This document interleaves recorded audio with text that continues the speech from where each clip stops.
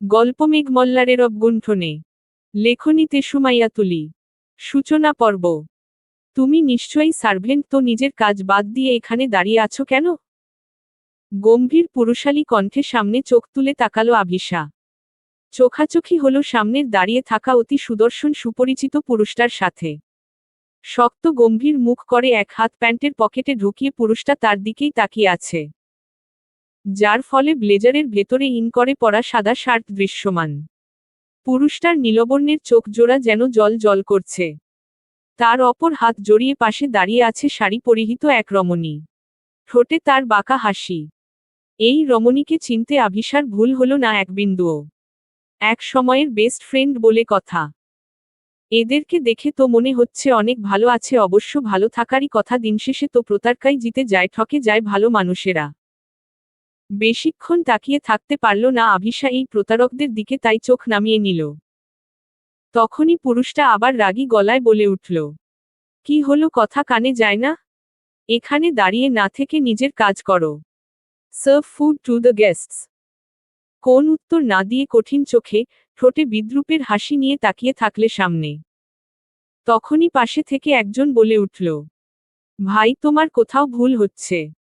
তুমি ওকে চিনতে পারছো না? ও হাত দিয়ে নিজের ভাইকে থামিয়ে দিল আরি, যার আভিশাকে উদ্দেশ্য করে রাগী কণ্ঠে বলল, কি হলো, কথা কানে যায় না? নিজের কাজ করো।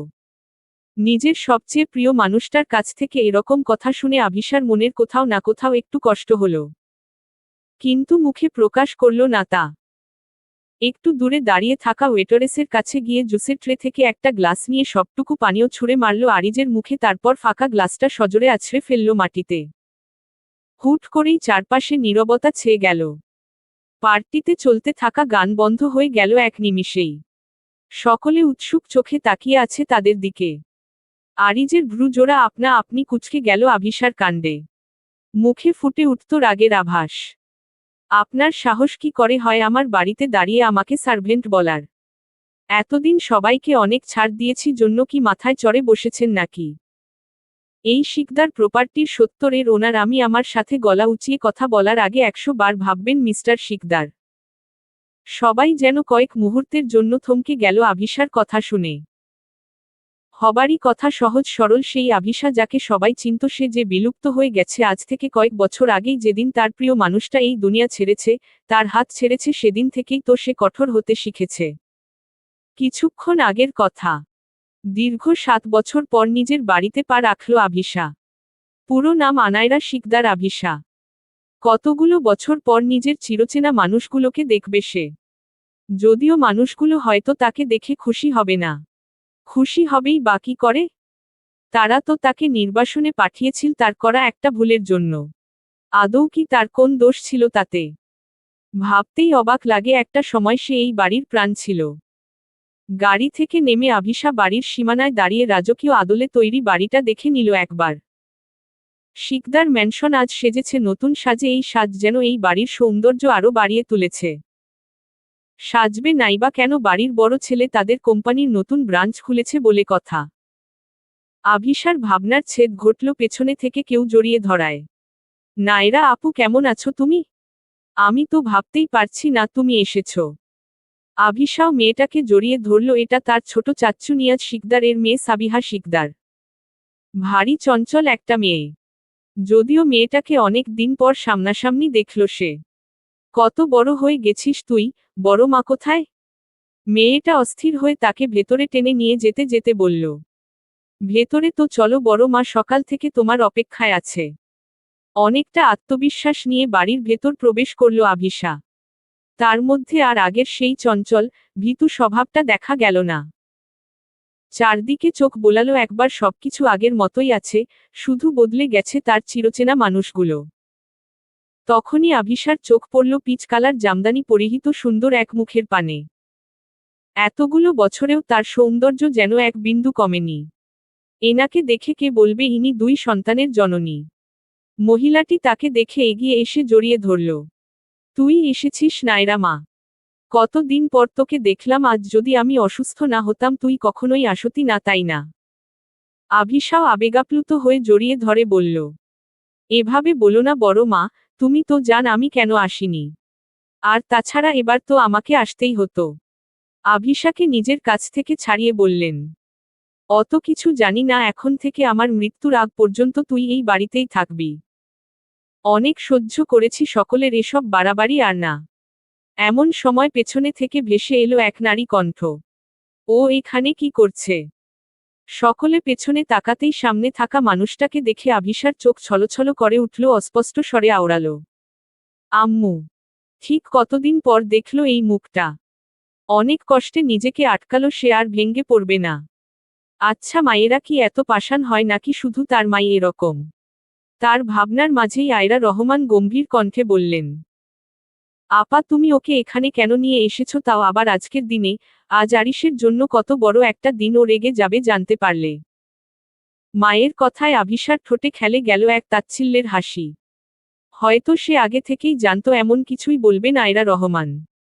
রা বেগম বিরক্তি নিয়ে আয়রা রহমানকে উদ্দেশ্য করে বললেন, সেটা তোকে ভাবতে হবে না, আমার ছেলের ব্যাপার আমি বুঝে নেব, আর আজ থেকে আভিশা এই বাড়িতেই থাকবে। হঠাৎ করে রেগে গেলেন আয়রা রহমান। কখনো না, ও কখনোই এ বাড়িতে থাকতে পারবে না। পাল্টা জবাবে রা বেগম বললেন, কেন পারবে না? এটা ওর, ও বাড়ি, অধিকার আছে ওর। এখন আমি আর কারো কথা শুনব না। এতক্ষণে মুখ খুললে আভিশা নিজের ভাবমূর্তি কঠিন করে বলল, আমার বাড়িতে আমাকে থাকতে না দেওয়ার আপনি কে মিসেস শিকদার? মেয়ের এমন কথায় অবাক হওয়ার সাথে সাথে প্রচণ্ড ক্ষেপেও গেলেন আয়রা রহমান। নিচে শোরগোল শুনে মোটামুটি বাড়ির সকলেই ততক্ষণে জড়ো হয়েছেন ড্রয়িং রুমে। আভিশাকে এত দিন পর দেখে সকলেই অবাক হয়ে গেছে। বাড়ি দুই বউয়ের তর্ক বিতর্কের মাঝে বাড়ির বড় কর্তা নিহাল শিকদার ধমকে উঠলেন, থামো তোমরা। তারপর আভিশার দিকে এগিয়ে গিয়ে তার মাথায় হাত রাখলেন, এই মেয়েটা তার ভাইয়ের রেখে যাওয়া শেষ সম্বল, আদেও কি সেদিন এই ছোট মেয়েটার কোনো দোষ ছিল? হয়তো না, হয়তো হ্যাঁ, অথচ তিনি ভেবেই দীর্ঘশ্বাস ফেলে বললেন, কেমন আছিস মা? অনুভূতি শূন্য নয়নে বড় বাবার দিকে তাকালো আভিশা, মুখ দিয়ে কোন শব্দ বের হলো না। তখনই নিহাল শিকদার আবার বলে উঠলেন, আজ থেকে আভিশা এখানেই থাকবে। এই নিয়ে আর একটা কথা হবে না। তখন আয়রা রহমান উদ্বিগ্ন হয়ে বলে উঠলেন, কিন্তু ভাইজান। বললাম না, আর কোন কথা হবে না। নায়রা মা, তুই রুমে যা। মিসেস রা এগিয়ে এসে বললেন, চল তো মা, তোকে রুমে দিয়ে আসি, অনেক দূর থেকে এসেছিস, নিশ্চয়ই অনেক ক্লান্ত তুই। বলেই তিনি আভিশাকে নিয়ে দোতলায় উঠে গেলেন। আর নিচে মিসেস আয়রা রাগ করে নিজের রুমে চলে গেলেন। ছোট গিন্নি মিসেস কণা আর সাবিহা, যারা গেল আভিশাদের পিছু পিছু। আর বাড়ির অন্য সদস্যরা এখানে নেই, যে যার কাজে ব্যস্ত। আজ এত বড় একটা অনুষ্ঠান বলে কথা, অনেক কাজ। আজ কতগুলো বছর পর আবার নিজের রুমে পা রাখল আভিশা। এটা শুধু তার রুম না, এখানে আছে তার প্রিয়জনদের সাথে কাটানো হাজার হাজার স্মৃতি। রুমটা ঠিক আগের মতোই আছে, এই রুমটা তার বাবা তার জন্য সাজিয়েছিল। সেই অষ্টাদেশে এই বাড়ি ছেড়েছিল সে। ছেড়েছিল আপনজন, ছেড়েছিল এই কক্ষ। তার ভাবনার ছেদ ঘটে তার বড়মার কথায়, তুই আসবি জন্য রুমটা আমি আগেই পরিষ্কার করে রেখেছি, দেখতো সব ঠিকঠাক আছে কিনা। তখনই ছোট্ট যারা বলে উঠল, জানো আপি, বড় ভাইয়া তো এই রুমটা তালা দিয়ে রেখেছিল। কারো এই রুম খোলার অনুমতি ছিল না, তবে বড় মা খুলে দিয়েছে। মিসেস কণা বিরক্তি নিয়ে নিজের মেয়েকে থামিয়ে দিয়ে বলে উঠলেন, তুই থামবি? আভিশা, তুই কতটা পথ এসেছিস, নিশ্চয়ই অনেক ক্লান্ত হয়ে গেছিস, এখন একটু বিশ্রাম কর, আমরা তো খাবার ব্যবস্থা করছি। হুট করে আভিশা তাদের দিকে তাকিয়ে বলে উঠল, সবার মতো তোমরাও কি এখনো আমার উপর রেগে আছো? রাহা বেগম এগিয়ে এসে আভিশাকে জড়িয়ে ধরে বললেন, আমরা কখনোই তোর উপর রেগে ছিলাম না, কিন্তু সেদিন পরিস্থিতি এমন ছিল, আমরা তোকে আটকাতে পারিনি, তার জন্য আমাদেরকে ক্ষমা করে দে মা। মিসেস কোনাও তার কথায় সায় দিয়ে বললেন, চিন্তা করিস না মা, দেখবি সব ঠিক হয়ে যাবে। এখন যা, ফ্রেশ হয়ে খাবার খেয়ে একটু রেস্ট নে। সবাই রুম থেকে বেরিয়ে যাওয়ার পরে আভিশা ধীর পায়ে গিয়ে দাঁড়ালো দেয়ালে টাঙানো একটা ছবির দিকে। ছবিটা তাদের ফ্যামিলি ফটো, সেখানে সকলেই আছে, আর তাদের মধ্যমণি হয়ে বসে আছে আভিশা। ছবিটাতে হাত বুলিয়ে কঠিন স্বরে নিজের মনে আওড়ালো, আই প্রমিস ইউ, বাবা, I will punish your murderers in a way that will shake their very souls. আভিশার বাবারা 5 ভাই বোন, 3 ভাই 2 বোন। সবার বড় ভাই নিহাল শিকদার, তার দুই সন্তান, বড় ছেলে আরিজ আজলান শিকদার আর ছোট ছেলে আরিয়ান শিকদার। মেজ ভাই নৌশাদ শিকদার, তার দুই সন্তান, বড় মেয়ে আনায়রা শিকদার, আভিশা, ছোট ছেলে আয়ান শিকদার। ছোট ভাই নিয়াজ শিকদার, তার দুই কন্যা সাবিহা শিকদার, যারা শিকদার। বড় বোন হুমায়রা শিকদার, তার দুই সন্তান নিয়ে লন্ডনে থাকেন। আভিশা এতদিন তাদের সাথেই ছিল। আর ছোট লায়লা শিকদারের এক কন্যা লামিয়া চৌধুরী আর এক পুত্র লাবিব চৌধুরী। এম।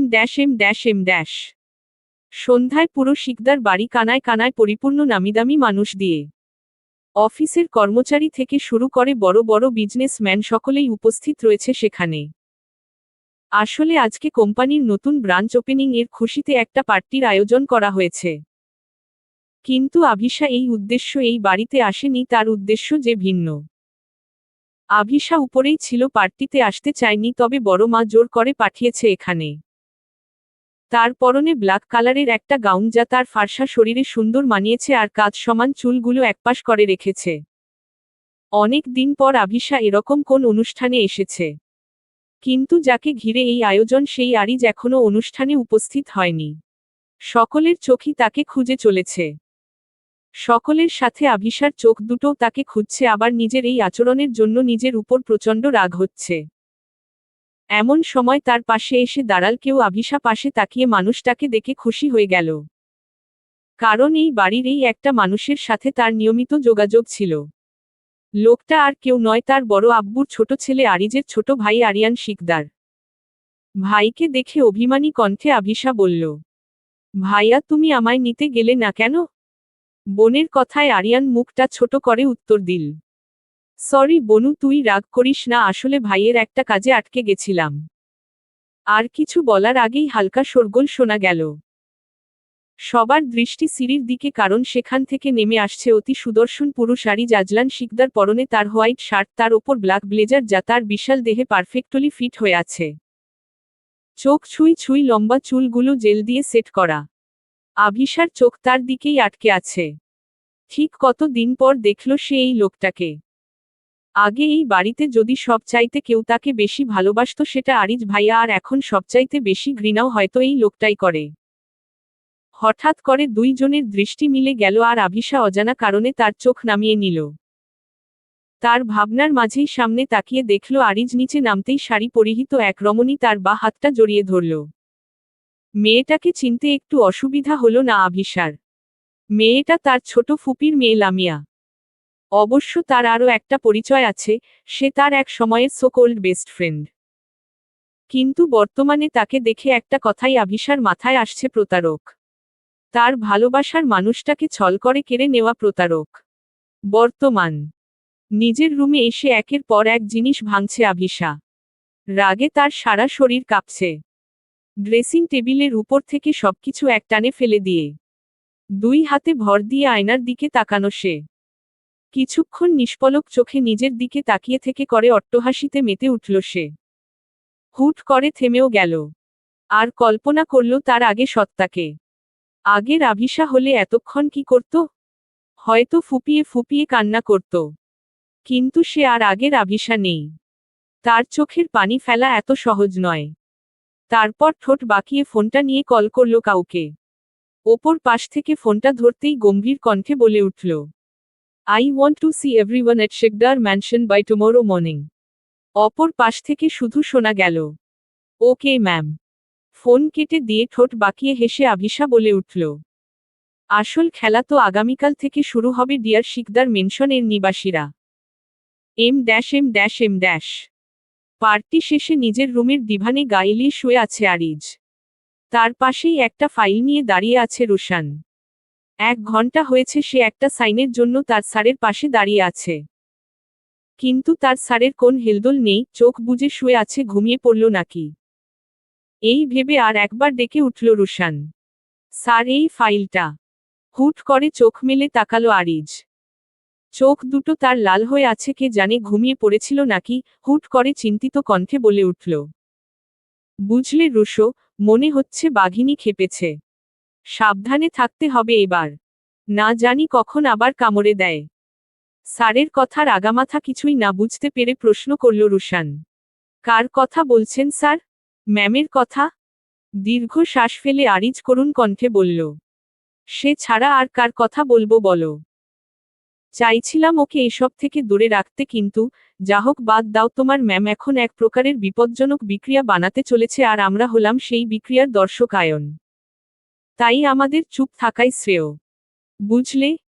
আরিজের কথার মাথা মুন্ডু না বুঝেই মাথা নাড়াল রুশান। কিন্তু এতটুকু তার মাথায় ভালোই ঢুকেছে যে এবার সে দ্বিগুণ ঝামেলায় ফাঁসতে চলেছে। কিন্তু সে বুঝতে পারছে না, তার স্যার যদি ম্যামকে নিয়ে এতই চিন্তা করে তাহলে পার্টিতে অপমান করল কেন? সকাল সকাল শিকদার ম্যানসনের ডাইনিং টেবিলে উপস্থিত হয়েছে প্রায় সকলেই। গতকালের ঘটনার জন্য বাড়ির প্রায় প্রত্যেকেই ভীষণ ক্ষেপে আছে আভিশার ওপর। বিশেষ করে লায়লা শিকদার। ছোটবেলা থেকে আভিশাকে তিনি বেশি একটা পছন্দ করেন না। আভিশা দেখতে তার দাদির মতো, তাই আভিশার দাদা তাকে অন্যান্য সব নাতিনাতনির থেকে একটু বেশি গুরুত্ব দিতেন। আর এই বিষয়টাই লায়লা শিকদারের সবচেয়ে বেশি অপছন্দের। এসবের মাঝেই ফরমাল গেটআপে সেখানে উপস্থিত হয় আরিজ। তাকে দেখে লায়লা শিকদার মনের মধ্যে পুষে রাখা ক্ষোভটা বের করে দেন। আরিজ, কাল ওই মেয়েটা তোকে অপমান করলো আর তুই তার উচিত জবাব কেন দিলি না? আজকেই তুই ওকে বাড়ি থেকে ঘাড় ধাক্কা দিয়ে বের করে দিবি? কে কাকে ঘাড় ধাক্কা দিয়ে বের করে দেবে মিসেস চৌধুরী? মেয়েলি কণ্ঠস্বরে সকলে পেছনে তাকিয়ে দেখল আভিশা দাঁড়িয়ে আছে। পরনে তার সিম্পল সাদা শার্ট আর তার উপর ব্ল্যাক ব্লেজার আর ব্ল্যাক প্যান্ট।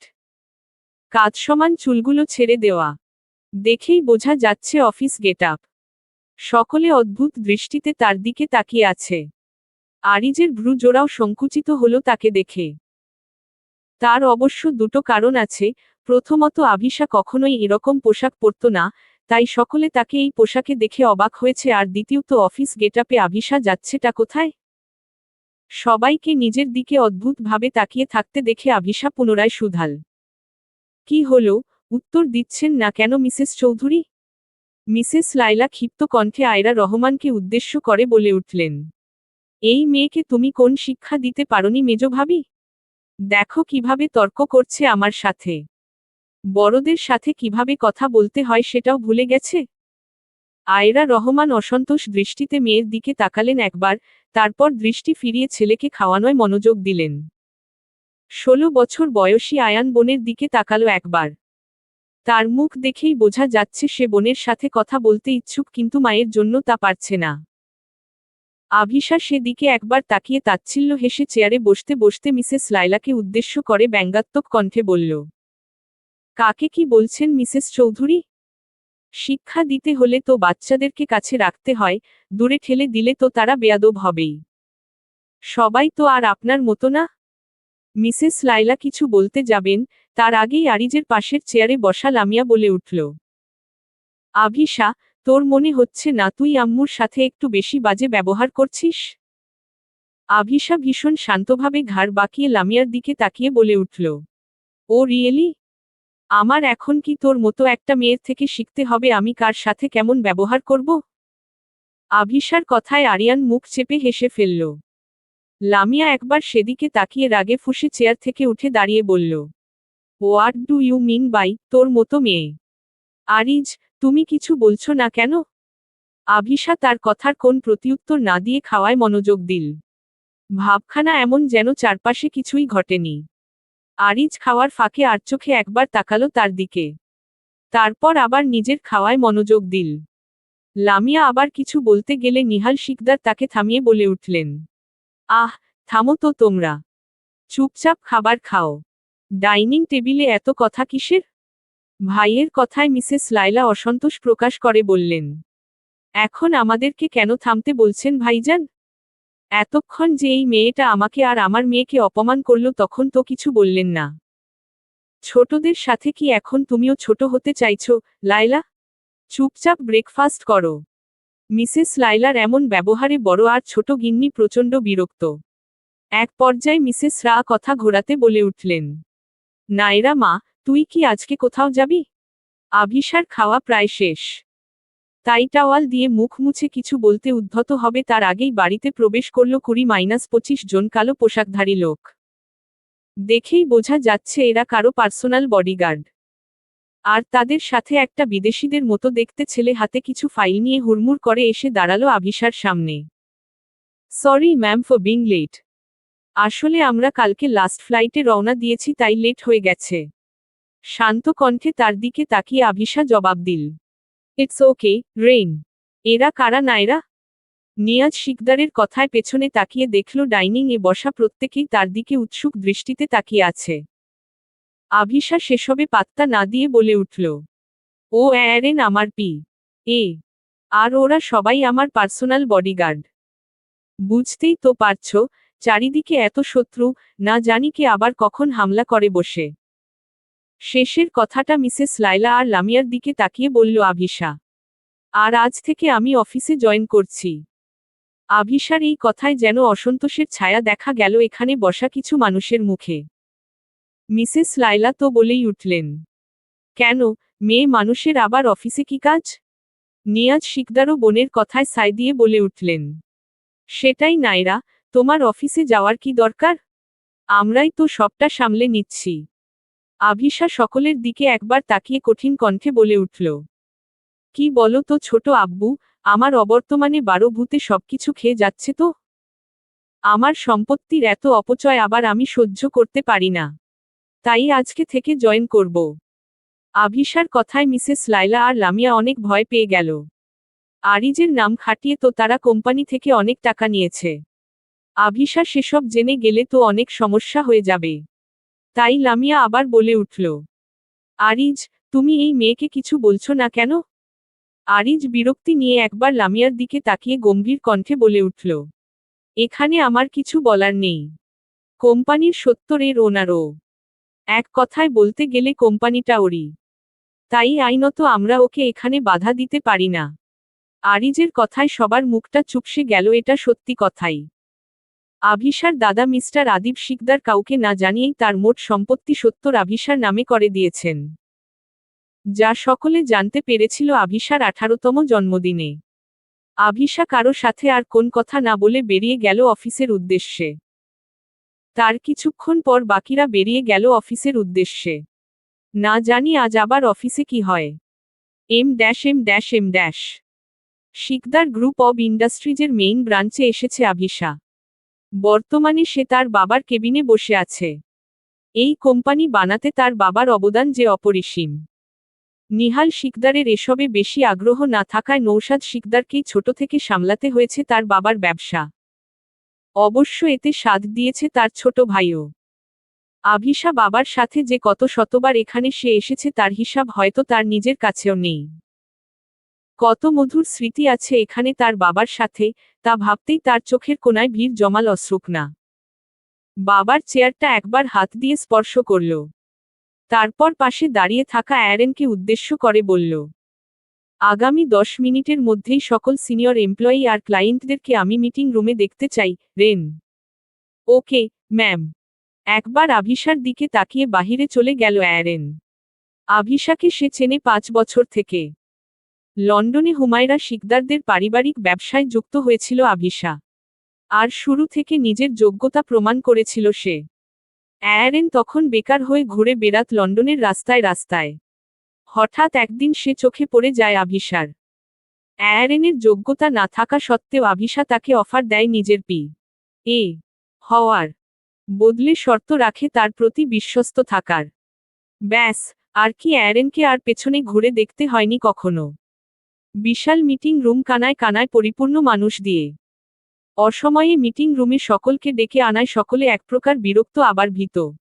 আরিজ আর নিয়াজ শিকদার ব্যতীত সকলেই উপস্থিত আছে এখানে। কি কারণে তাদেরকে এখানে ডাকা হয়েছে সেই বিষয় নিয়ে গবেষণা করতে ব্যস্ত সকলে। সকলের এই কানাঘুষার মাঝেই রুমে প্রবেশ করল আভিশা। অফিসের পুরনো এমপ্লয়িদের মধ্যে অনেকেই তাকে চেনে। কিন্তু এখানে তাকে দেখে অবাক হয়েছে তারা। যার ফলশ্রুতিতে আবারও কানাঘুষা শুরু হয়ে গেল চারপাশে। আভিশা সেসবে পাত্তা না দিয়ে সিইওর চেয়ারটাতে গিয়ে বসে পড়ল। যা দেখে সকলের চোখ কপালে উঠে যাওয়ার উপক্রম। কারণ আরিজ নিজেও কখনো এই চেয়ারটাতে বসেনি। মরহুম নৌশাদ শিকদারের চেয়ার ছিল ওটা। আরিজের ভাষ্যমতে এই চেয়ারে শুধু নৌশাদ শিকদারেরই বসার অধিকার আছে, আর কারো নয়। সকলের এই আশ্চর্য ভাবমূর্তি কাটিয়ে ওঠার আগেই আভিশা গলা ঝেড়ে বলে উঠল, আপনারা অনেকেই হয়তো আমাকে চেনেন। Then also let me introduce myself. কথাটা বলেই চেয়ার থেকে দাঁড়িয়ে দুই দিকে দুই হাত প্রসারিত করে দিয়ে গম্ভীর কণ্ঠে বলে উঠল, I am Anaira Shikdar Avisha, daughter of Naushad Shikdar and the CEO of Shikdar Group of Industries. আভিশার কথা শুনে ম্যানেজার বলে উঠল, মানে কি? আপনি কেন আমাদের সিইও হতে যাবেন? আরিজ স্যার কোথায়? আর আপনার কথাই বা আমরা কেন শুনব? আসলে অফিসের কেউই জানে না যে কোম্পানির সত্তর আভিশার নামে। আভিশা শান্ত দৃষ্টিতে ম্যানেজারের দিকে তাকিয়ে অ্যারেনকে উদ্দেশ্য করে বলে উঠল, রেন, এর পুরো মাসের বেতন দিয়ে এখনই এটাকে কোম্পানি থেকে বের করে দাও। আভিশার কথায় ম্যানেজার রেগে বলে উঠল, আপনি এটা কিছুতেই করতে পারেন না। কোম্পানির সাথে চুক্তিবদ্ধ আমি। আমাকে বের করে দিলে আমি আইনের আশ্রয় নেব। তাহলে আমার হয়ে কাজ করুন। ম্যানেজার বলে উঠল, কখনোই না। আমরা শুধু আরিজ স্যারের হয়ে কাজ করব। ম্যানেজারের কথায় সায় দিল নতুন এমপ্লয়িরাও। আভিশা তাদের দিকে তাকিয়ে দাঁত দিয়ে নিজের নিচের ঠোঁট কামড়ে কিছু একটা ভেবে অ্যারেনকে উদ্দেশ্য করে বলে উঠল, রেন, অফিসের পানির সংযোগ বন্ধ করে দাও। আভিশার কথায় একজন এমপ্লয়ি বলে উঠল, আপনি কি ভেবেছেন পানি সংযোগ বন্ধ করে দিলে আমরা আপনার হয়ে কাজ করব? প্রয়োজনে আমরা বাড়ি থেকে পানি নিয়ে আসব। কয়েকজন তার সায় দিয়ে বলে উঠল, ঠিক ঠিক। আভিশা তাদেরকে কিছুই বলল না, শুধু তাদের দিকে তাকিয়ে বাঁকা হাসল। অ্যারেন কাউকে ফোন করে পানি লাইন বন্ধ করে দিতে বলল। আভিশা পুনরায় অ্যারেনকে উদ্দেশ্য করে বলল, ডোরটা লক করে দিয়ে এসো, রেন। দরজা লাগানোর কথা শুনে সকলে ভয় পেয়ে গেল, তাও আত্মবিশ্বাস নিয়ে বলে উঠল, আপনি কি ভেবেছেন দরজা লক করে দিলে আমরা ভয় পেয়ে যাব আর আপনার হয়ে কাজ করব? কখনোই না। আভিশা তাদের দিকে তাকিয়ে বাঁকা হেসে পকেট থেকে একটা লাইটার বের করল। তারপর সেটা জ্বালিয়ে ছুঁড়ে মারল টেবিলের উপর রাখা কাগজগুলোতে। মুহূর্তের মাঝেই আগুন ছড়িয়ে পড়ল পুরো টেবিল জুড়ে। সকলেই এক ঝটকায় দূরে সরে গেল টেবিল থেকে, শুধু আভিশা বসে থাকল নিজের জায়গায়। আগুন ছড়িয়ে পড়তেই পুরো অফিসের ফায়ার অ্যালার্ম বেজে উঠল। পানি সংযোগ বন্ধ থাকার কারণে স্প্রিংকলার দিয়েও পানি বের হলো না, যার ফলে সকলের মাঝে আতঙ্কটা আরও বেশি ছড়িয়ে পড়ল। আভিশা নিজের হাতে থাকা কিছু কাগজ দেখিয়ে সকলের উদ্দেশ্যে বলে উঠল, now dear employees, you have two options. প্রথমত, যারা আমার হয়ে কাজ করবেন তাদেরকে 2 বছরের এগ্রিমেন্টে সাইন করতে হবে। আর আমার অর্ডার ছাড়া আপনারা অন্য কারো অর্ডার ফলো করতে পারবেন না। দ্বিতীয়ত, যারা আমার হয়ে কাজ করতে ইচ্ছুক নন, তারা এগ্রিমেন্ট পেপারে সাইন করে স্বেচ্ছায় অফিস থেকে বের হয়ে যাবেন। আর আপনারা চাইলেও কোম্পানির বিরুদ্ধে কোন লিগ্যাল স্টেপ নিতে পারবেন না। নাও অপশন ইজ ইয়োর্স, জব খোয়াবেন নাকি জব করবেন? ম্যানেজার ফের বলে উঠল, যদি কোনোটাই না মানি? আভিশা তার দিকে তাকিয়ে মুচকে হেসে বলে উঠল, গুড কোয়েশ্চেন। আপনাকে যতটা বলদ ভেবেছিলাম আপনি ততটা বলদ নন। যা হোক, যারা দুটোর একটাও মানবেন না তাদের জন্য থার্ড অপশনও আছে, এই যে এই আগুনে আমার সাথে পুড়ে মরা। নিজের হাত দিয়ে সামনের আগুনকে ইশারা করে বলল আভিশা। সকলে কিছুক্ষণ চুপ থেকে প্রথম অপশনটাই বেছে নিল।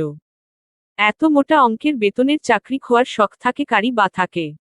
সবার সাইন করা শেষ হলে অ্যারেন দরজা খুলে দিল। দরজা খোলা পেয়ে কেউ আর এক মুহূর্ত দেরি করল না, হুড়মুড় করে বের হয়ে গেল। আভিশা হাতের পেপারগুলোর দিকে তাকিয়ে বাঁকা হেসে নিজেও বের হয়ে গেল মিটিং রুম থেকে। Em dash em dash em dash. নিজের কেবিনে বসে কিছু ফাইল চেক করছিল আরিজ। এমন সময় বিকট শব্দে ফায়ার অ্যালার্ম বেজে উঠল। কিন্তু আরিজকে বিচলিত দেখা গেল না। যেন খুব স্বাভাবিক কিছু ঘটেছে, যা সে আগে থেকেই জানত। এমন সময় রুশান কেবিনের দরজা ঠেলে ভেতরে ঢুকে উত্তেজিত কণ্ঠে বলে উঠল, স্যার, ম্যাম মিটিং রুমে আগুন লাগিয়ে দিয়েছে। আরিজ ফাইল থেকে দৃষ্টি না সরিয়ে শান্ত কণ্ঠে বলল, তাহলে আগুন নেভানোর ব্যবস্থা করো। ফায়ার সার্ভিসকে ডাকো, আমাকে বলছো কেন? রুশান আরিজের কথায় ভ্যাবাচেকা খেয়ে গেল। একজন ইচ্ছাকৃত আগুন লাগিয়ে দিচ্ছে আর একজন বলছে ফায়ার সার্ভিস ডাকতে। এদের জ্বালায় রুশো পাগলই না হয়ে যায়। রুশান কিছু বলতে যাবে, তার আগেই আরিজ জিজ্ঞেস করল, এসব বাদ দাও, ওদিকের খবর কি সেটা বল। ছেলেটাকে খুঁজে পাওয়া গেছে। গার্ডরা গুদামে আটকে রেখেছে তাকে। কিন্তু স্যার, ছেলেটা নির্দোষ। শেষের কথাটা চোখ নামিয়ে খুব ধীরে বলল রুশান। আরিজ এবার তাকালো রুশানের পানে। তারপর গম্ভীর কণ্ঠে বলল, আমাকে ঘৃণা করো রুশো? আরিজের কথায় রুশান অনেকটা আবেগী হয়ে বলল, আমি চাইলেও আপনাকে কখনো ঘৃণা করতে পারবো না স্যার। আপনি সেই সময় আমার হাত ধরেছিলেন যখন সবাই আমাকে দূরে ঠেলে দিয়েছিল। আপনি না থাকলে হয়তো এই রুশান ইব্রাহিম এতদিনে মরে ভূত হয়ে যেত। তাই আপনাকে ঘৃণা করা আমার পক্ষে কখনোই সম্ভব না। একটু থেমে নিজেকে স্বাভাবিক করে রুশান আবার বলল, আমি বরং চাই স্যার, ফায়ার সার্ভিসে কল দিতে হবে, না হলে আবার পুরো বিল্ডিং জ্বলে যাবে। রুশান চলে যেতেই আরিজ চেয়ারে মাথা এলিয়ে দিল। না চাইতেও তার বুক চিরে বেরিয়ে এলো এক দীর্ঘশ্বাস। দীর্ঘ তপ্ত একদিনের পরে ধরণীতে আবার রাত নেমেছে। পাখিরা যেমন নিজের নীড়ে ফিরছে তেমনি কর্মব্যস্ত দিন শেষে মানুষও ফিরছে তাদের আপন জনের কাছে। আভিশার অফিস শেষে বাড়ি ফিরতে ফিরতে রাত 10টা বেজে গেছে। অফিসের হিসেবের গণ্ডগোল প্রথম দিনই তার চোখে পড়েছে। বাড়িতে প্রবেশ করতেই ড্রয়িং রুমে বাড়ির সব মহিলাদেরকে বসে থাকতে দেখা গেল। মিসেস রা আভিশাকে দেখে বলে উঠলেন, আরে নাইরা, এসে গেছিস, যা ফ্রেশ হয়ে আয়, আমি তোর খাবার বাড়ছি। আভিশা তার দিকে তাকিয়ে বলল, খেয়ে এসেছি বড় আম্মু। রা বেগম আরও কিছু বলতে চাইলেন কিন্তু আভিশা সেদিকে না তাকিয়ে নিজের রুমের দিকে পা বাড়াতেই পেছনে থেকে ভেসে এলো লায়লা শিকদারের কণ্ঠ। বলছিলাম কি বড় ভাবি, এখন আরিজ আর লামিয়ার বিয়েটা দিয়ে দেওয়া উচিত। আরিজেরও তো বয়স হচ্ছে। লায়লা শিকদারের কথায় ভারী বিরক্ত হলেন রা বেগম। লামিয়ার মতো উশৃঙ্খল মেয়েকে তার একদমই পছন্দ না। আর মা হয়ে তিনি এটাও বুঝতে পারেন যে আরিজও লামিয়াকে পছন্দ করে না। কিন্তু কেন যে ছেলেটা এসব করছে তিনি সেটাও বুঝতে পারছেন না। আরিজের সাথে কথা বলে দেখি, গা ছাড়া উত্তর দিলেন মিসেস রা। আর এদিকে আভিশা স্পষ্ট বুঝতে পারল লায়লা শিকদার তাকে শোনানোর জন্যই কথাটা তুলেছেন। দোতলার করিডোর দিয়ে নিজের রুমে যাওয়ার সময় দেখা হয়ে গেল লামিয়ার সাথে, তাকে পাশ কাটিয়ে যেতে গেলে লামিয়া বলে উঠল, তোকে বলেছিলাম না তোর সবকিছু আমি কেড়ে নেব, দেখ নিয়েছি। শীঘ্রই আরিজের সাথে আমার বিয়ে। লামিয়ার কথা শুনে আভিশার পা জোড়া থেমে গেল, পিছন ঘুরে বাঁকা হেসে কটাক্ষ করে বলে উঠল, আভিশার জিনিস ব্যবহার করলেই আভিশা হওয়া যায় না, না রে পাগলা। মানুষ তো নিজের ব্যবহৃত পুরনো জিনিসগুলো গরিবদের মাঝে বিলিয়ে দেয়। আমিও দিয়েছি। কিন্তু এগুলো পেয়ে যে তুই এত খুশি হবি তা আমি ভাবতে পারিনি। ডোন্ট ওয়ারি বেবস, আমার কাছে আরও অনেক পুরনো জিনিস আছে, তোকে দিয়ে দেব এখন। নাও হ্যাপি। আর কি যেন বললি, তোর বিয়ে? ওহো, কংগ্রাচুলেশন। আভিশার কথায় লামিয়া খেপে গিয়ে আভিশাকে চড় মারার জন্য হাত তুলতেই আভিশা হাতটা ধরে ফেলল। তারপর মুচড়ে দিল হাতটা। ব্যথায় মৃদু চিৎকার করে উঠল লামিয়া। সাহস কি করে হয় আমার দিকে হাত তোলার? আমি আর সেই আগের আভিশা নেই। আর সারাদিন এই বাড়িতে কি করিস তুই? হ্যাঁ, তোর কি বাড়ি ঘর নেই নাকি? না থাকলে আমাকে বলিস, আমার ফার্মহাউসটা তোকে দানে দিয়ে দেব। তোর তো আবার আমার জিনিস অনেক পছন্দের। বলেই লামিয়াকে ধাক্কা দিয়ে চলে গেল। নিজের রুমে ঢুকে শব্দ করে দরজাটা বন্ধ করে দিয়ে এক হাত দিয়ে নিজের চুল টেনে কিছু একটা ভাবল। তারপর হুট বাঁকা হেসে গেয়ে উঠল। অন্ধকার একটা রুমে হাত পা বাঁধা অবস্থায় পড়ে আছে এক যুবক। নাক দিয়ে গড়িয়ে পড়ছে তাজা রক্ত। তার সামনে একটা চেয়ারে পায়ের উপর পা তুলে বসে আছে আরিজ। ওর পিছু কেন নিয়েছিলি? আরিজের কথার প্রতি উত্তরে এই ছেলেটা ভাঙ্গা ভাঙ্গা কণ্ঠে বলল, সত্যিটা জানিয়ে দিতে। চেয়ার থেকে দাঁড়িয়ে হাসল আরিজ, তারপর গম্ভীর কণ্ঠে বলে উঠল, যে সত্যি গোপনের জন্য আমি এত কিছু করলাম সেটা ওর সামনে আসতে দেব তুই ভাবলে কি করে? ছেলেটা তাচ্ছিল্য হেসে বলে উঠল, সত্যি কখনো লুকায়িত থাকে আরিজ শিকদার, একদিন না একদিন তা প্রকাশ পাবেই। আজ আমায় মারবেন, কাল আরেকজনকে, পরশু আরেকজনকে, তারপর কি করবেন? ছেলেরা কথায় রেগে গিয়ে আরিজ পুনরায় তার নাক বরাবর একটা ঘুষি মেরে দিল। ফলস্বরূপ ছেলেটা ছিটকে পড়ল মেঝেতে। আরিজ হিসহিসিয়ে বলে উঠল, মেরে দেব, সবাইকে মেরে দেব। আর যা যা করতে হবে করব। তোর মতো যতগুলো শালা আমার পথে বাধা হয়ে দাঁড়াবে সকলকে মেরে দেব। বলেই আবারও একটা ঘুষি মারল ছেলেটাকে। এতগুলো মার খেয়েও ছেলেটা দমে গেল না, বরং হাসতে হাসতে বলল, তবুও একদিন না একদিন আপনার হার নিশ্চিত আরিজ শিকদার। হারবেন, খুব বাজে ভাবে হারবেন। আপনি নিঃস্ব হবেন, নিঃস্ব।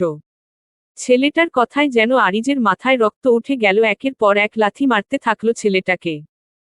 আর পাগলের মতো চিৎকার করে বলতে থাকলো, ওকে বাঁচানোর জন্য এই সত্য গোপন করা। এর জন্য যদি আমাকে কাউকে মারতে হয় তো মারব, আর যদি নিজেকে মরতে হয় তো মরব। নিঃস্ব হতে হলে হব। আমার চাঁদের বিষয়ে আমি কখনোই কম্প্রোমাইজ করব না, কখনো না, কখনো না। এলো পাথারি মারার কারণে ছেলেটার নাকমুখ দিয়ে গড়িয়ে পড়ছে রক্ত। তাও আরিজের থামার নাম নেই। পাশে দাঁড়িয়ে আরিজের কর্মকাণ্ড দেখছে রুশান। ছেলেটার অবস্থা বেশি খারাপ হয়ে যেতে দেখে আরিজকে থামানোর চেষ্টা করল সে। আর মারবেন না স্যার, মরে যাবে। প্লিজ স্যার, ছেড়ে দিন। আরিজ ছেলেটাকে ছেড়ে দিয়ে জোরে জোরে শ্বাস নিয়ে নিজেকে স্বাভাবিক করার চেষ্টা করল। তবুও যেন নিজের মনের মাঝের আগুনটাকে নিয়ন্ত্রণ করতে পারল না সে। তাই বের হয়ে গেল রুমটা থেকে, আর যাওয়ার আগে রুশানকে উদ্দেশ্য করে বলে গেল, একে এখানেই বেঁধে রাখো, কোনোমতেই যেন এখান থেকে বের হতে না পারে। নিজের স্যারের কথায় রুশান শুধু মাথা নাড়াল, আর করুণ চোখে তাকালে নিচে পড়ে থাকা ছেলেটার দিকে। এম। ঘরের সাথে লাগোয়া বেকনিতে দাঁড়িয়ে আছে আভিশা। তার চুল দিয়ে গড়িয়ে পড়া পানিতে পরনের টি শার্টটা ভিজে গেছে অনেকখানি। হাতে ফোন নিয়ে কল করল কাউকে, কিন্তু অপর পাশ থেকে কোন রেসপন্স পাওয়া গেল না। তাই ফোনটা থুয়ে তাকালো বাহিরের পানে। তখনই চোখ পড়ল বাগানের এক কোনায় রাখা দোলনাটার উপর। নিষ্পলক দৃষ্টিতে তাকিয়ে থাকলো সেই পানে। চোখের সামনে ভেসে উঠল কিছু পুরনো জীবন্ত মধুর স্মৃতি। আর কতক্ষণ আমি এই রোদের মধ্যে দাঁড়িয়ে থাকব? এবার তো বলো, কেন আমাকে এখানে দাঁড় করিয়ে রেখেছ? কালো হয়ে যাব তো? ষোড়শী কন্যার এমন কথায় দোলনায় বসে থাকা পুরুষটা হাতে থাকা ফোনের স্ক্রিন থেকে দৃষ্টি সরিয়ে গম্ভীর কণ্ঠে বলল, সেই জন্যই তো দাঁড় করিয়ে রেখেছি। অবুঝ কণ্ঠে আভিশা শুধাল, মানে? দোলনা থেকে উঠে ফোনটা পাশে রেখে আভিশার সামনাসামনি দাঁড়িয়ে গম্ভীর কণ্ঠে আরিজ বলে উঠল, এত ফর্সা হতে কে বলেছে তোকে? কেন সবাই তোর দিকে তাকিয়ে থাকবে? তুই হবি শ্যামাঙ্গী, যার দিকে শুধু আমি তাকিয়ে থাকবো, আর কেউ না। কিন্তু কিন্তু তুই সেই নিয়ম লঙ্ঘন করেছিস চাঁদ। আভিশা ফট করে বলে উঠল, তাহলে তো তুমিও সেই নিয়ম লঙ্ঘন করেছ। ছেলেরা কেন এত ফর্সা হবে? তাদেরও তো শ্যামপুরুষ হওয়া উচিত। আভিশার কথায় ঠোঁট জোড়া প্রসারিত হলো আরিজের। দুষ্টুমি মাখা কণ্ঠে বলল, কেন আমার দিকে কেউ তাকালে তোর হিংসে হয় বুঝি? I know I am handsome, মেয়েরা তো একটু আকটু তাকাবেই। আভিশা ভেংচি কেটে নিজের 2 আঙ্গুল আরিজের চোখের সামনে নিয়ে গিয়ে বলল, হিংসা হতে যাবে কেন? যারা তোমার দিকে তাকাবে আমি তাদের চোখই উপরে ফেলব। আরিজ আরেকটু দুষ্টুমি করে বলল, বাব্বা, এত জেলাসি? জেলাসি না, এটা অধিকার। ভুলে যেও না, দাদু বলেছে তুমি আমার বর হবে। আভিশার কথায় ভুবন ভুলানো হাসি দিল আরিজ। তারপর আভিশার ছোট্ট হাত দুটো নিজের হাতের মধ্যে নিয়ে তার চোখের দিকে তাকিয়ে আবেগী হয়ে বলল, আমার বউ হবি চাঁদ?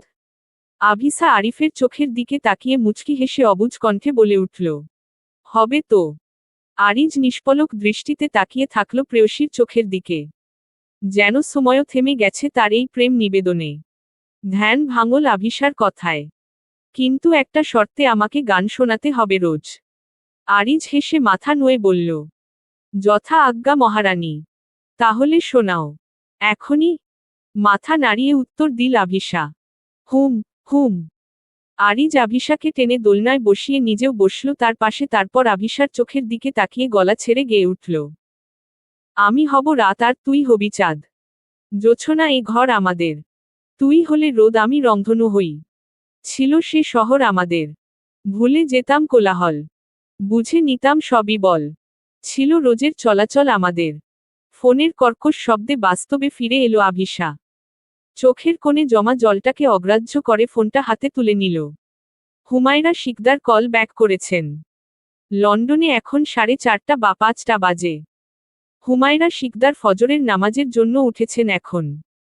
তাই তো তাকে এই সময় কল করেছিল আভিশা। ফোন ধরতেই অপর পাশ থেকে একটা মিষ্টি কণ্ঠ ভেসে এসে, কেমন আছিস নায়রা মা, আজকে সারাদিন একটা বার তুই আমাকে ফোন দিলি না। আমি কিন্তু খুব রাগ করেছি। এই একটা মানুষের কথা শুনে মুহূর্তের মাঝেই যেন আভিশার মন খারাপটা ভালো হয়ে গেল। সরি মামনি, আসলে আজ অফিসে গিয়েছিলাম তো তাই ফোন করতে পারিনি। অপর পাশ থেকে ভেসে এলো হুমায়রা শিকদারের উত্তেজিত কণ্ঠ। হ্যাঁ রে, তুই নাকি অফিসে আগুন ধরিয়েছিলি, এমনটা কেন করতে গেলি মা? আরে খবর তোমার কাছে পৌঁছেও গেছে। কিন্তু এটা ছাড়া আমার কাছে আর কিছু করার ছিল না। অফিসে যাওয়ার পথেই জানতে পেরেছি এমপ্লয়িরা ঝামেলা করবে। যদিও এমপ্লয়িদের একা এত সাহস পাওয়ার কথা নয়, নিশ্চয় এর পেছনে কেউ আছে। আর আমি ওদেরকে বেরো করতে পারবো না। কারণ ওরা কোম্পানির সাথে চুক্তিবদ্ধ। এতে কোম্পানিরই ক্ষতি হবে। তার ওপর বোর্ড অফ ডিরেক্টরসের সবাই আমার বিপক্ষে। প্রথমে বোর্ড অফ ডিরেক্টরসে আমার বিশ্বস্ত লোকেদের বসাতে হবে। তার আগে এত ঝামেলা করা ঠিক না। তাই সিনিয়র এমপ্লয়িদেরকে একটু ভয় দেখিয়েছে আর কি। বাহ, বলতেই হবে আমার মাটার বুদ্ধি আছে। আভিশা একটু ভাব নিয়ে বলল, দেখতে হবে না আমি কার মেয়ে। হুমায়রা শিকদার হেসে বললেন, ঠিক ঠিক। ওহ, বলতে ভুলে গেছি, হায়ান যাচ্ছে, বাংলাদেশে যাচ্ছে। ভ্রু কুচকে আভিশা শুধাল, কিন্তু ভাইয়া কেন আসছে? আমি কি জানি, আমাকে তো কিছুই বলল না। আচ্ছা ঠিক আছে, তুমি নিশ্চয়ই নামাজ আদায় করবে এখন। আমি বরং রাখি। ঠিক আছে, সাবধানে থাকিস। ফোন রেখে দিয়ে আভিশা ভাবনায় ডুবে গেল। হায়ান ভাইয়া কেন বাংলাদেশে আসছে? কি কারণ হতে পারে? ভাবনা শেষে ফের আকাশের পানে তাকালো আভিশা। আকাশে আজ সুন্দর চাঁদ উঠেছে। আচ্ছা, ওই চাঁদ আর তার মধ্যে কি কোন পার্থক্য আছে? নেই তো, হাজারো তারার ভিড়ে ওই চাঁদ যেমন নিঃসঙ্গ, হাজারো মানুষের ভিড়ে আভিশাও তো তেমনই নিঃসঙ্গ। কাকডাকা ভোর থেকে ল্যাপটপের স্ক্রিনে ডুবে আছে আভিশা। অফিসের কিছু বিষয় দেখছে। তাদের কোম্পানিটা মূলত টেক্সটাইল নির্ভরই ছিল। কিন্তু পরবর্তীতে নৌশাদ শিকদার ফুড এবং বেভারেজ ডিভিশন খাদ্য ও পানীয় বিভাগ ওপেন করেন, যা বর্তমানে নিয়াজ শিকদার সামলাচ্ছেন। আর যত গোলযোগ এই সেক্টরেই হচ্ছে, টাকার গরমিল থেকে শুরু করে খাদ্যে ভেজাল সব। এই সেক্টর থেকে চৌধুরী গ্রুপের সাথে অনেকগুলো ডিল করা হয়েছে।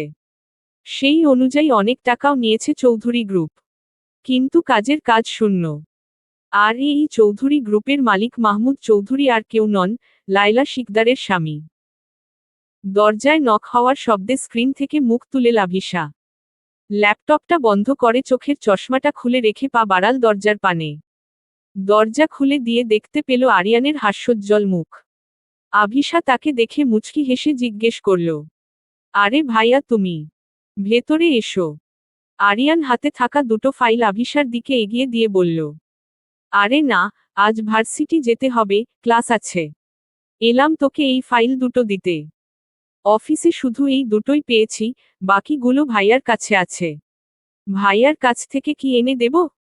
আভিশা ফাইলগুলো নিয়ে স্বাভাবিক কণ্ঠে বলল, সমস্যা নেই, আমি নিয়ে আসব। তুমি তো পার্মানেন্টলি অফিসে জয়েন করলেই পারো। আভিশার কথায় আরিয়ান হেসে বলল, আরে না, ওসব তোরাই সামলা। আমার ভার্সিটির জবটাই ঠিক আছে। আর মাঝে মাঝে তো যাই অফিসে, এই অনেক বাবা। আচ্ছা ঠিক আছে। মাঝে মাঝে আমাদের উচিত আমাদের মনের কথাকে প্রাধান্য দেওয়া। আরিয়ান আভিশার দিকে তাকিয়ে তার ডান হাতটা রাখল আভিশার মাথায়। তুই অনেকটা বদলে গেছিস বনু। আমি কিন্তু সেই আগের প্রাণবন্ত নায়রাকে অনেক মিস করি। আভিশা আরিয়ানের কথা শুনে স্মিত হেসে বলল, সেই নায়রা অনেক আগেই সময়ের কালো স্রোতে হারিয়ে গেছে। তাকে খুঁজে পাওয়া যে আর সম্ভব নয় ভাইয়া। আভিশার কথায় আরিয়ানের বুক চিরে বেরিয়ে এলো এক দীর্ঘশ্বাস, যাতে আছে এই পরিবারটা আগের মতো না হওয়ার এক রাশ আফসোস। আচ্ছা থাক বনু, আমাকে আবার তৈরি হতে হবে। আভিশার থেকে বিদায় নিয়ে চলে যাওয়ার সময় আরিয়ানের ধাক্কা লাগলো সাবিহার সাথে। বেচারি তাল সামলাতে না পেরে পড়ে গেল মেঝেতে। আল্লাহ গো, আমার কোমরটা মনে হয় গেল গো। আকস্মিক ঘটনায় আরিয়ান বোকা বনে গেল। সাবিহার চিৎকার শুনে আভিশাও বেরিয়ে এলো রুম থেকে। এই তুই কি কানা? দেখে চলতে পারিস না? কোমরে হাত দিয়ে অনেক কষ্টে উঠে দাঁড়িয়ে বলে উঠল সাবিহা। আমার কি দোষ ভাইয়া? তুমিই তো তোমার ওই হাতির মতো শরীরটা দিয়ে আমায় ধাক্কা দিলে। মোটেই আমি ধাক্কা দিইনি, বরং তুই ঝড়ের গতিতে ছুটে এসে আমার সাথে ধাক্কা খেয়েছিলি। প্রতিবাদের স্বরে বলে উঠল সাবিহা। মোটেই না। মোটেই হ্যাঁ। মোটেই না। আরিয়ান তার হাতঘড়ির দিকে তাকিয়ে তাড়াহুড়ো দেখিয়ে বলে উঠল। আচ্ছা থামো। ঝগড়াটা এখানেই পজ কর। ভার্সিটি যেতে হবে আমায়। এসে না হয় এখান থেকেই ঝগড়া স্টার্ট করব। সাবিহাকে আর কিছু বলতে না দিয়ে ওখান থেকে প্রস্থান করল আরিয়ান। তার যাওয়ার পানে তাকিয়ে ভেঙচি কাটল সাবিহা। আর এদের কাণ্ড দেখে মুচকি হাসল আভিশা। ঠিক আগের মতোই ঝগড়া করে এরা। আর আরিয়ানকে এভাবে ঝগড়া করতে দেখে কে বলবে, এই ছেলে বয়স 29-এর কোঠায় পড়েছে। তাও কিনা ঝগড়া করছে তার থেকে গুণে গুণে 7 বছরের ছোট একটা মেয়ের সাথে। আসলে আরিজ হওয়ার 2 বছর পর আরিয়ানের জন্ম। তার ঠিক 4 বছর পর আভিশা হয়। বংশের প্রথম মেয়ে আর মৃত স্ত্রীর মতো দেখতে হওয়ায় আদিব শিকদারের কাছে আভিশার কদর ছিল একটু বেশিই। আর ওদিকে তার ঠিক 2 মাস পর এক পুত্র সন্তানের পরে লায়লা শিকদারের ঘরে জন্ম হয় লামিয়ার। বলতে গেলে আভিশা আর লামিয়া সমবয়সী। তাই তো ছোট থেকে আভিশা লামিয়াকে বোনের থেকে বন্ধুই মানত বেশি। আভিশা সাবিহার দিকে এগিয়ে গিয়ে জিজ্ঞেস করল। ঠিক আছিস তুই? আরে হ্যাঁ, আমি একদম বিন্দাস আছি। আসলে আমি তোমাকেই ডাকতে এসেছিলাম। নিচে বড়মা তোমায় ব্রেকফাস্ট করতে ডাকছে। আভিশা কিছু একটা ভেবে বলল। ঠিক আছে, আমি আসছি। আর শোন, নিচে কি মিসেস চৌধুরী আছে নাকি? হ্যাঁ আছে তো। সাবিহার কথা শুনে আভিশা ঠোঁট বাঁকিয়ে হাসল। আচ্ছা, ঠিক আছে। আভিশার কথা শুনে সাবিহা মাথা নাড়িয়ে চলে গেল নিচে। তার আবার ভার্সিটি আছে। সাবিহা আর আরিয়ানের গন্তব্য একই, চট্টগ্রাম বিশ্ববিদ্যালয়। পার্থক্য শুধু একজন শিক্ষক আর একজন ছাত্রী। আর আভিশা পা বাড়াল তার চিরচেনা এক কক্ষের উদ্দেশ্যে। M-M-M-। আরিজের রুমের সামনে দাঁড়িয়ে আছে আভিশা। একসময় এই রুমটাতে তার অগাধ আনাগোনা ছিল। আরিজের থেকে পড়া বুঝে নেওয়া, গান শোনা, তাকে বিরক্ত করা হাসিকান্না মিলিয়ে অনেক স্মৃতি আছে এই কক্ষ ঘিরে। কিন্তু এখন তো অনেক কিছুই বদলে গেছে। আগে এই ঘরে ঢোকার জন্য তার অনুমতির প্রয়োজন ছিল না, তবে এখন প্রয়োজন। কিছুক্ষণ দাঁড়িয়ে নিজেকে স্বাভাবিক করে নক করল দরজায়। অফিসের জন্য তৈরি হচ্ছিল আরিজ। এমন সময় দরজায় টোকা পড়ায় সেদিকে না তাকিয়েই বলে উঠল। Come in. অনুমতি পেয়ে দরজা ঠেলে ভেতরে প্রবেশ করল আভিশা। ভিতরে ঢুকে যেন একটু অবাকই হল সে। কারণ আরিজের রুমটা ঠিক আগের মতোই আছে, যেমনটা সে নিজের হাতে সাজিয়েছিল। এমনকি ঘরের রংটা পর্যন্ত অপরিবর্তিত আছে। আরিজ এক দৃষ্টিতে তাকিয়ে আছে তার চাঁদের দিকে। এই মেয়েটা যে তার রুমে পা রাখবে, এটা সে কল্পনাও করেনি। ওর যা জেদ! এমন সময় তার চোখ গেল আভিশার কাঁধসমান চুলগুলোর দিকে। ব্যাস, আবার মাথায় রক্ত চড়ে গেল তার। এই মেয়ের সাহস কি করে হয় তার এত পছন্দের হাঁটু সমান চুলগুলো কেটে ফেলার। সেদিন পার্টিতে আভিশার এই ছোট চুল দেখেই তো সে রেগে গিয়েছিল। যদিও আরেকটা কারণও ছিল, তা হলো আভিশার গায়ে জড়ানো কালো পোশাক। অতিরিক্ত ফর্সা হওয়ায় আভিশার গায়ে কালো পোশাকটা একটু বেশিই মানায়। আর তার ফলস্বরূপ সকলের দৃষ্টি নিবদ্ধ থাকে তার ওপর। সেদিন পার্টিতেও এর ব্যতিক্রম হয়নি।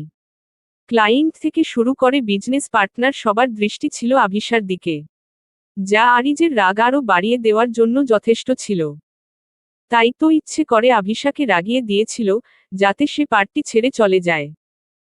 এমনি বললে তো কখনোই সে যেত না। আরিজের ধ্যান ভাঙল আভিশার কণ্ঠে। অফিসের হিসেবের ফাইলগুলো আমার দরকার। নিয়ে যা।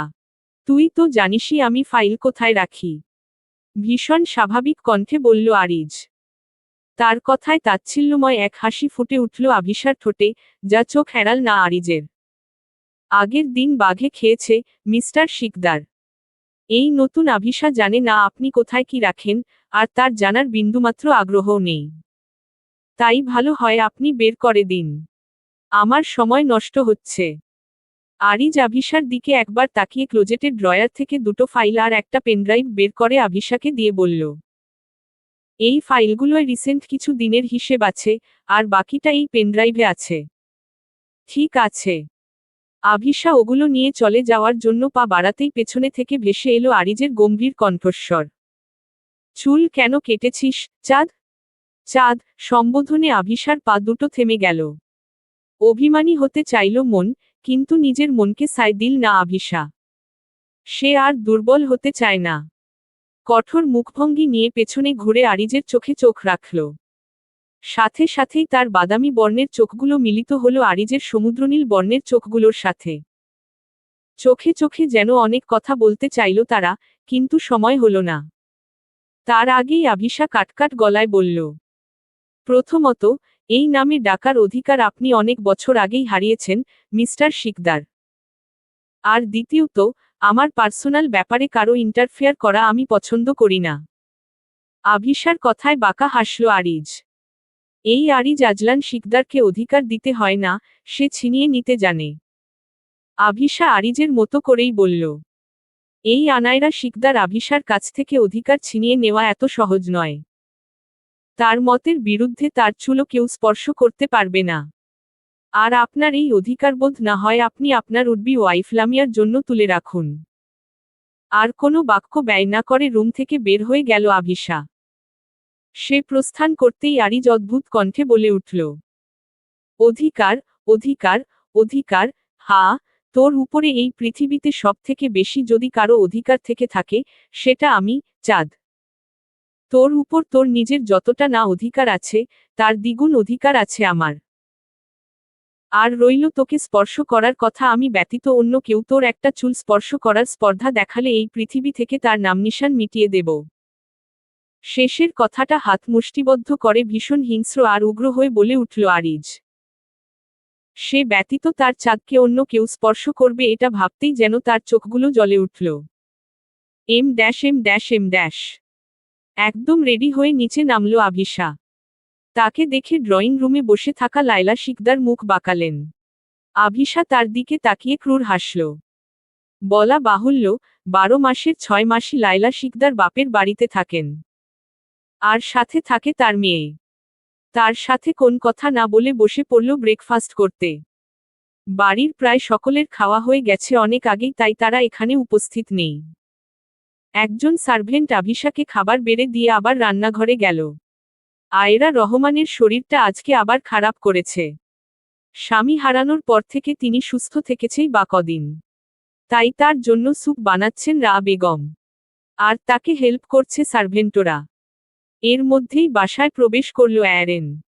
তাকে দেখে আভিশা বলে উঠল, বসে পড়ো রেন, ব্রেকফাস্ট করো। না ম্যাম, আমি ব্রেকফাস্ট করেই এসেছি। আভিশা ইশারা করতেই অ্যারেন বসল ড্রয়িং রুমে। আভিশা আর কোন কথা বলল না, নিজের খাওয়ায় মনোযোগ দিল। তার পাশে বসে আছে সাবিহা। সে খাচ্ছে কম, অ্যারেনের দিকে তাকাচ্ছে বেশি। অ্যারেন দেখতে যথেষ্ট সুপুরুষ। বিশেষ করে তার ঈষৎ ধূসর বর্ণের চুলগুলো সাবিহার বেশ লাগে। অ্যারেনের পানে তাকিয়ে থাকার মাঝেই সে ধরা পড়ে গেল অ্যারেনের কাছে। লজ্জায় হাঁসফাঁস করে চোখ সরিয়ে নিল। আভিশা খেয়াল করল বিষয়টা। খাওয়া শেষে ড্রয়িং রুমে এসে দেখল লায়লা শিকদার এখনো সেখানে বসে ফোন টিপছেন। তাই আভিশা তাকে উদ্দেশ্য করে বলল, মিসেস চৌধুরী, আপনার স্বামী কি মারা গেছে নাকি? এটা শুনে লায়লা শিকদার ক্ষেপে গিয়ে বলে উঠলেন, এই মেয়ে কি যা তা বলছি সেসব। ওহ, তাহলে বেঁচে আছে? বেঁচেই যদি থাকে তাহলে আজকে আমার সাথে অফিসে দেখা করতে বলবেন। অন্যথায় তার সাথে করতে দেখা হবে। আভিশার কথায় ঘাবড়ে গেলেন লায়লা শিকদার। এই মেয়েকে বিশ্বাস নেই। তারপরেও নিজের তেজ বজায় রেখে বললেন, কেন, কি করেছে আমার স্বামী? তার দিকে তাকিয়ে ক্রূর হেসে আভিশা বলে উঠল, আমার কোম্পানির 300,57,05,02 টাকা মেরে দিয়েছে। এমনি এমনি তো আর তাকে ছেড়ে দিতে পারি না। আগামী 7 দিনের মধ্যে যদি আপনার স্বামী এই টাকা ফেরত দিতে না পারে তাহলে তো করতে যেতেই হবে। জানেনই তো আমি আবার পাই টু পাই হিসেব নিতে পছন্দ করি। লায়লা শিকদার এবার বেশ ঘাবড়ে গেলেন। এই টাকা তো তারা ডিলের কথা বলে নিয়ে কবেই ফুর্তি করে উড়িয়ে দিয়েছেন। আর তাদের কোম্পানির অবস্থাও বর্তমানে এতটা ভালো না যে এতগুলো টাকা দিতে পারবেন, তাও আবার 7 দিনের মধ্যে। তার মুখের এই অবস্থা দেখে ভীষণ মজা পেল আভিশা। লামিয়া এখানে উপস্থিত নেই, তাই তার অবস্থাটা দেখা হলো না তার। অফিসে লেট হওয়ায় বেরিয়ে যেতে হলে তাকে। তার কিছুক্ষণ পরে হেলেদুলে নিচে নামল লামিয়া। পরনে তার গতরাতের নাইট ড্রেস।